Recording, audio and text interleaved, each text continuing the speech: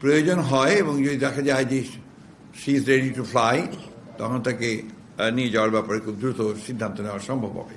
BNP নেতা কর্মী, তার শুভাকাঙ্ক্ষী বা দেশের মানুষ তারা দয়া করে হাসপাতালে ভিড় করবেন না।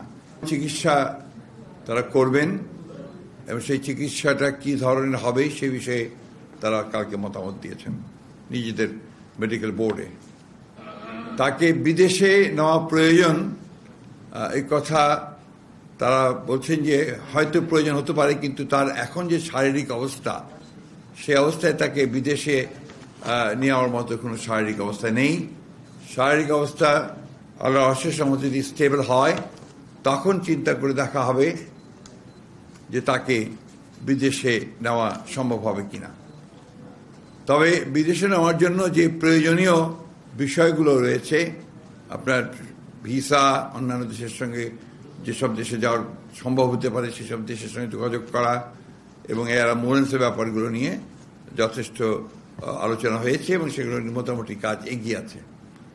অর্থাৎ যদি আপনার প্রয়োজন হয় এবং যদি দেখা যায় যে she is ready to fly, তখন তাকে নিয়ে যাওয়ার ব্যাপারে খুব দ্রুত সিদ্ধান্ত নেওয়া সম্ভব হবে।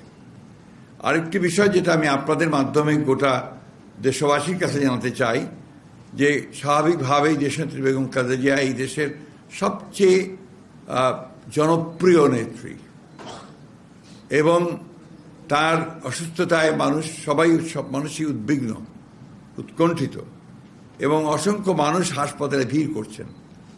এতে করে হাসপাতালের কর্তৃপক্ষ এবং চিকিৎসকরা অত্যন্ত বিব্রত বোধ করছেন। তারা চিকিৎসা কার্য চালাতে প্যারামেডটাও এবং একসঙ্গে অন্যান্য যারা রোগী আছে তাদের সেখানে বিঘ্ন সৃষ্টি করা হচ্ছে। তা আপনাদের মাধ্যমে আমি সকলের কাছে অনুরোধ জানাতে চাই যে আপনারা কেউ দয়া করে হাসপাতালে ভিড় করবেন না। অনুগ্রহ করে বিএনপি নেতা কর্মী, তার শুভাকাঙ্ক্ষী বা দেশের মানুষ তারা দয়া করে হাসপাতালে ভিড় করবেন না। আমরা সময় মতো আপনাদেরকে তার হেলথ বুলেটিন সম্পর্কে জানানো হবে, সেটা আপনারা জানবেন, কিন্তু আবার অনুরোধ করছি দয়া করে কেউ সেখানে উপস্থিত হবেন না।